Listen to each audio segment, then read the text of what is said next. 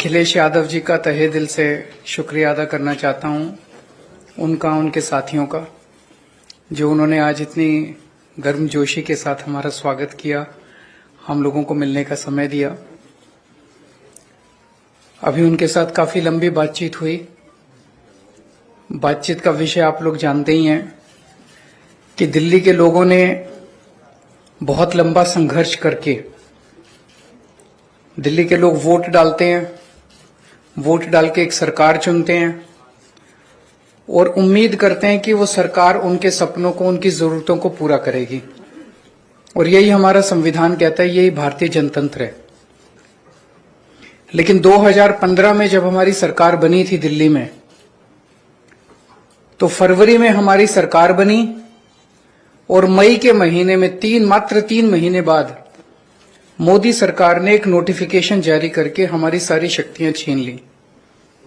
Bureaucrats के ऊपर जो कंट्रोल होता है एक चुनी हुई सरकार का, अफसरशाही के ऊपर, ऑफिसर्स की ट्रांसफर पोस्टिंग, कोई ऑफिसर काम ना करे तो उसकी डिसिप्लिनरी प्रोसीडिंग्स, गलत काम करे, भ्रष्टाचार करे, उसके खिलाफ एक्शन, नई पोस्ट क्रिएट करना, रेगुलराइजेशन करना, ये सारी जितनी भी शक्तियां थी वो सारी शक्तियां उन्होंने एक नोटिफिकेशन जारी करके छीन ली दिल्ली सरकार से, आम आदमी पार्टी की सरकार से।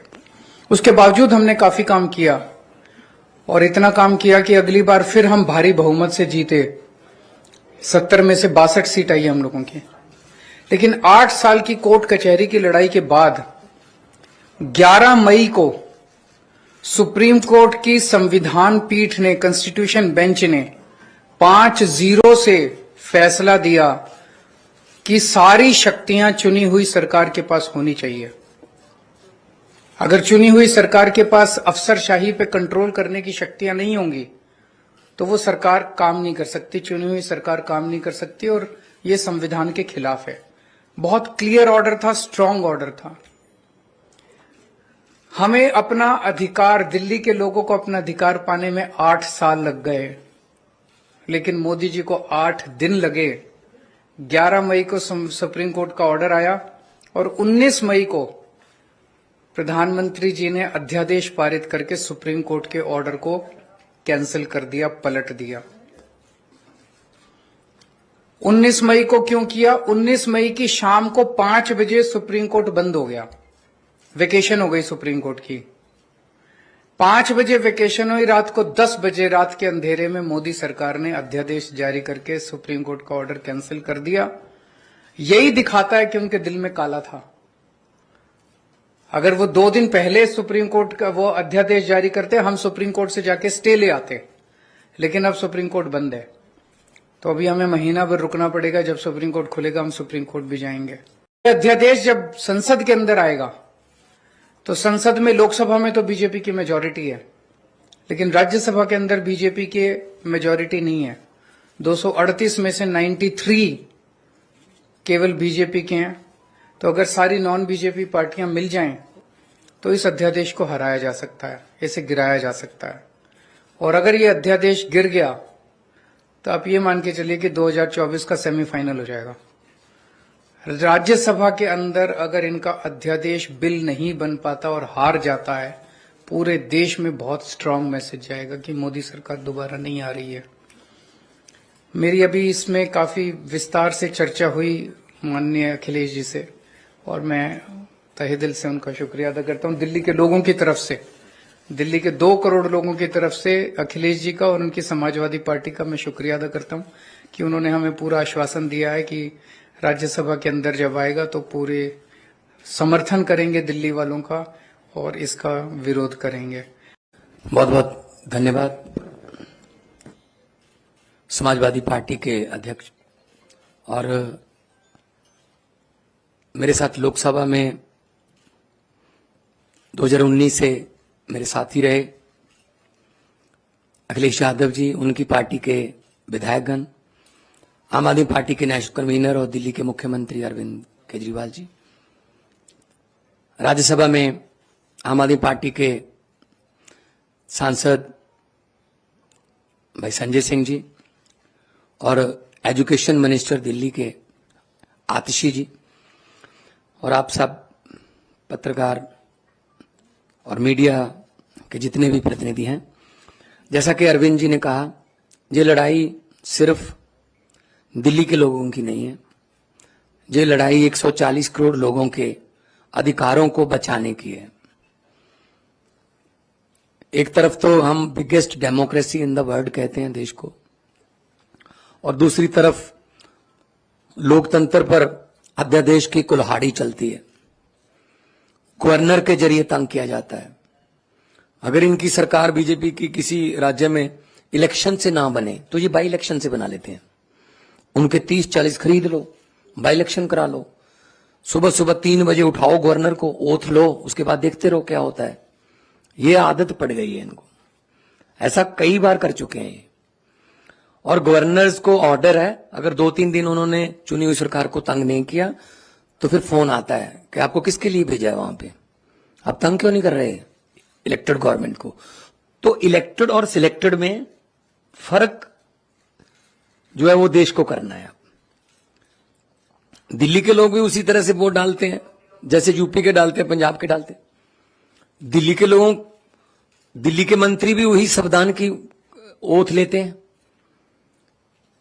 दिल्ली के मंत्री, दिल्ली के मुख्यमंत्री वही संविधान को फॉलो करते हैं। पंजाब में भी वही होता है। और दिल्ली देश का दिल है, वहां दिल्ली में मूल निवासी जो है दिल्ली में पूरे देश के हैं। यूपी से बहुत से लोग हैं दिल्ली में, पंजाबी बहुत हैं दिल्ली में, कर्नाटका से बहुत लोग हैं दिल्ली में, महाराष्ट्र से हैं, आंध्रा से हैं, उड़ीसा से, बंगाल से, देश के हर हिस्से से लोग दिल्ली में रहते हैं। तो इसका मतलब इन्होंने पूरे देश पर कुल्हाड़ी चलाई है।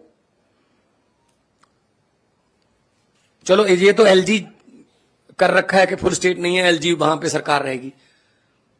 फुल स्टेट को कौन सा काम करने देते हैं? मैं अपनी एग्जांपल देता हूं। पंजाब में 117 में से 92 हमारे विधायक हैं, और हमने इस बार बजट सेशन बुलाने के लिए राज्यपाल को पत्र लिखा। उन्होंने कहा जी मैं बजट सेशन बुलाने के लिए आपको इजाजत नहीं दूंगा, पहले आप मेरा ये काम करिए, ये काम करिए। तो हम सुप्रीम कोर्ट गए, सुप्रीम कोर्ट ने कहा कि आपको बजट सेशन बुलाने के लिए इजाजत देनी पड़ेगी। उसके बाद कहा राज्यपाल ने कि जो भाषण मुझे लिख के दिया है, जो विधानसभा में पढ़ना होता है, कहता उसमें मैं माई गवर्नमेंट नहीं कहूंगा। तो जी हम फिर सुप्रीम कोर्ट गए जी, तो सुप्रीम कोर्ट ने कहा you have to read it word by word. मतलब अगर राज्यपाल ये कह रहा है किसी स्टेट का कि ये मेरी गवर्नमेंट नहीं है, तो किसकी गवर्नमेंट है फिर पंजाब में? ये राज्य भवन जो है ये बीजेपी के हेडक्वार्टर बन चुके, और जो राज्यपाल हैं नॉन बीजेपी स्टेट्स के, वो स्टार कैंपेनर बन गए हैं बीजेपी के। तो ऐसा पहले अखिलेश जी, उनकी सरकारें भी झेल चुकी हैं। ऐसा किसी भी प्रदेश के लिए अध्यादेश आ सकता है कि जी बस आप खत्म, हम शुरू। तो ये लोकतंत्र कहां गया? अभी अमेरिका के जो व्हाइट हाउस के एक बुला रहे थे, वो कह रहे थे भारत में लोकतंत्र जीवित है। वो व्हाइट हाउस से कह रहे थे, यहां बुलाने की जरूरत है उनको। जिस दिन ट्रंप जी आए थे, उनकी पत्नी ने कहा मैंने दिल्ली के स्कूल देखने हैं, सरकारी स्कूल। तब स्कूल कौन से दिखाए गए? केजरीवाल वाले, एमसीडी वाले नहीं दिखाए गए, क्योंकि उनको पता था क्या हाल चाल। तो ऐसे मतलब आप सबको साथ लेके चलिए, सबका साथ सबका विकास। जो जहां चुना गया है उसकी साथ दो। सेंट्रल सरकार के पास शक्तियां हैं, वो राज्यों के अधिकार क्यों छीन रहे हैं? हमारा आरडीएफ का पैसा नहीं दिया अभी तक, हमारा जीएसटी रोक रखा है अभी तक, हमारा नेशनल हेल्थ मिशन का पैसा रोक लेते हैं। हम ये पैसे नहीं देंगे, ये नहीं देंगे, ये नहीं देंगे। ये सरकारें चलती हैं ऐसे क्या? तो ये बहुत ही फेडरल स्ट्रक्चर के लिए बहुत खतरनाक है। और समाजवादी पार्टी आंदोलन से, जेपी आंदोलन से निकले हुए नेता इसमें हैं, और उन्होंने तो बहुत संकट देखे हैं देश पर। तो आज जिस गर्मजोशी से और जिस जो शिद्दत से हमें सम्मान दिया अखिलेश जी ने, हमें इज्जत दी, उसके लिए आप बहुत आभारी हैं। और हमें उम्मीद है कि लोकतंत्र की जो लड़ाई लड़ने के लिए हम इनका साथ लेने के लिए आए हैं, उस लड़ाई में हमारा साथ देंगे। और इस लड़ाई से कोई भगवंत मान, कोई केजरीवाल या कोई अखिलेश जीतेगा नहीं। इस लड़ाई में जीतेगा तो देश की 140 करोड़ जनता जीतेगी। दिल्ली के मुख्यमंत्री अरविंद केजरीवाल जी, पंजाब के मुख्यमंत्री मान साहब, मैं सबसे पहले उनका स्वागत करता हूं और उनका धन्यवाद और आभार भी प्रकट करता हूं। मैं उनको भरोसा दिलाता हूं कि दिल्ली का अध्यादेश जो आया है वो एंटी डेमोक्रेटिक है। इस ऑर्डिनेंस के जो सोच है वो एंटी डेमोक्रेटिक है।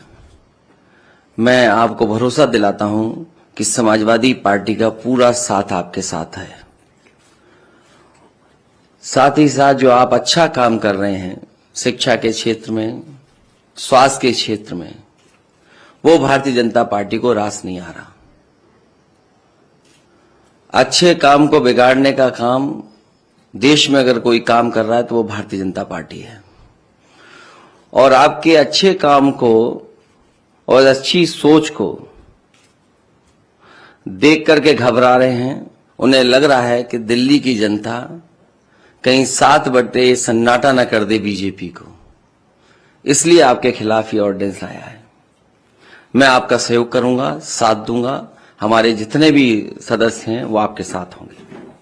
Thank you. बहुत धन्यवाद आपका।